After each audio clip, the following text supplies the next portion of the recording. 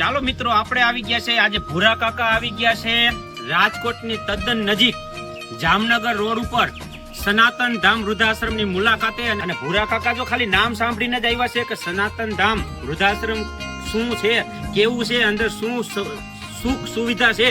તો આપણે જો આને જગ્યા તો જોવો આમ ચારે બાજુ આમ કઈ છે તો ઘર જેવી સુખ સુવિધા આમ કાંઈ ઘટે જ નહીં. જો આમ આવો આબોહવા ને આવું વાતાવરણ આમ જોવો તો ખરા. ભૂરા કાકા તો જોઈને આમ અચંબામાં પડી ગયા કે આ ક્યાં આવી ગયા, સ્વર્ગમાં આવી ગયા કે શું. જો છે ને બાકી ના રાજકોટના તદ્દન નજીક આવું બધું વૃદ્ધાશ્રમ છે અને ખરેખર મુલાકાત લેવા જેવી છે. ભૂરા કાકા તો આવી જ ગયા છે, તમારે આવી જવાનું છે.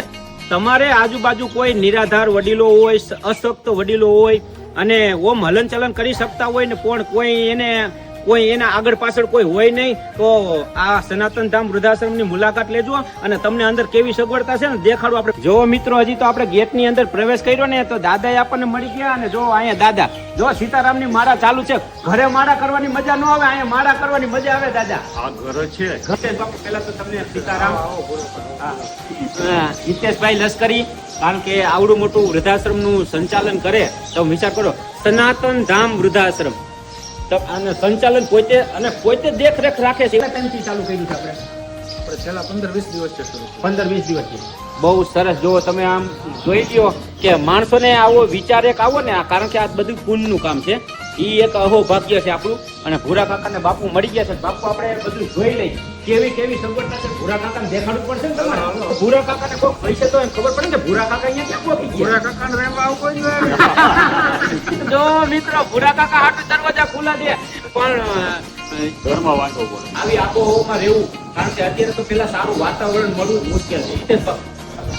જો વડીલોને તકલીફ પડતી હોય કે ઉપર નીચે, કારણ કે આ 2-4 કેટલા માળ, 4 માળનું સનાતન ધામ વૃદ્ધાશ્રમ છે, તો ચડ ઉતરમાં તકલીફ ન પડે એટલા માટે જો લિફ્ટની લાઇટ નો પ્રોબ્લેમ થાય ને તો તકલીફ ન પડવી જોઈએ. ગઈઢાને એટલું તો હિતેશ બાપુ છે. જો જનરેટરની સુવિધા તરત જ આમ લાઇટ ગઈ નથી, જનરેટર ચાલુ થયું. કારણ કે ગઈ જેવને છે ને બાળક જેવું જીવન હોય. હિતેશ તો બાળક જેવું ખરેખર તો એ બાળક જ હોય.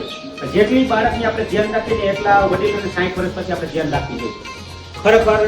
અને જુઓ ઠંડા પાણીના ફ્રીજ જુઓ છે ને, મોટા ફ્રીજ જુઓ છે ને.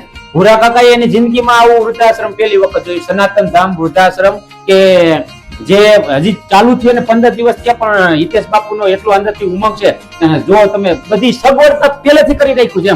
રસોડું છે ને અહીંયા છે, પણ આપણે હજી મર્યાદિત સંખ્યા છે એટલા માટે ઉપર રાખ્યું છે. બાકી રસોડા વિભાગ આખો આ છે. તો અત્યારે બાપુ પાસે મર્યાદિત સંખ્યા છે ને એટલે ઉપર રૂમની અંદર ફ્લેટમાં જ રસોડું કર્યું છે. પણ જ્યારે સંખ્યા વધી જશે ને એટલે બાપુ અહીંયા રસોડા ચાલુ કરવાના છે. ભૂરા કાકા જો અહીંયા છે ને વોશિંગ મશીન રાખેલા છે.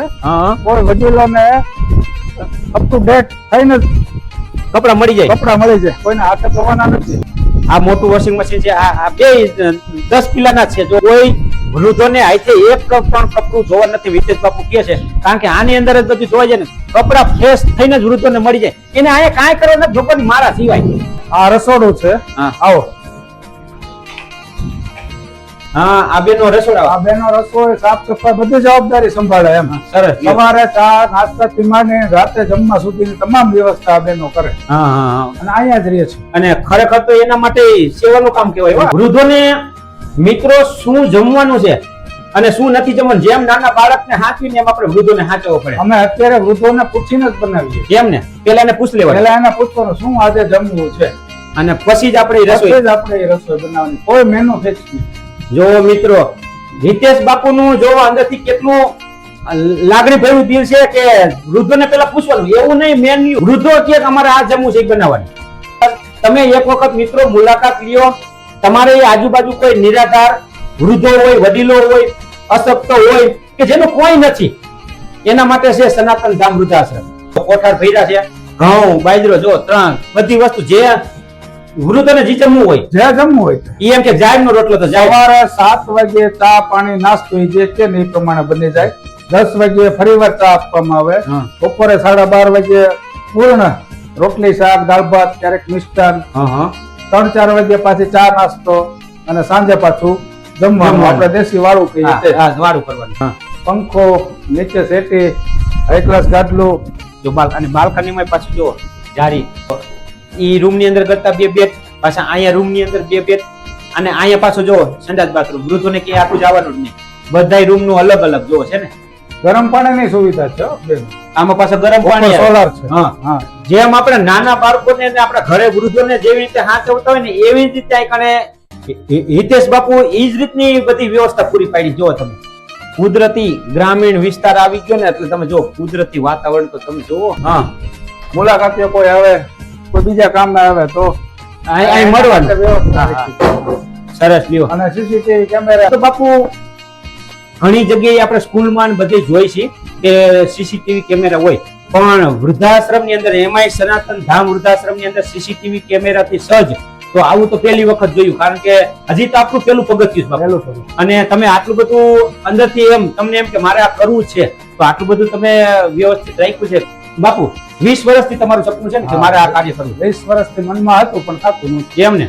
અને આ ભગવાને તમારા ભાગ્યમાં લખેલું હતું કે આ વૃદ્ધોની સેવા કરવાનું, તો તમને ભગવાને તમારું સપનું સાકાર કર્યું. અને મેં એવા સમાચાર બાપુ સાંભળ્યા છે કે દર અઠવાડિયે તમારું ફેમિલી રજાના દિવસે અહીં આવી બધું હા, બધું કરે. સેવાનું કામ, સાફ સફાઈ કરે, કોઈ અનાજ હરખું કરવું, બધું કરે. તમારું ફેમિલી. મારું ફેમિલી.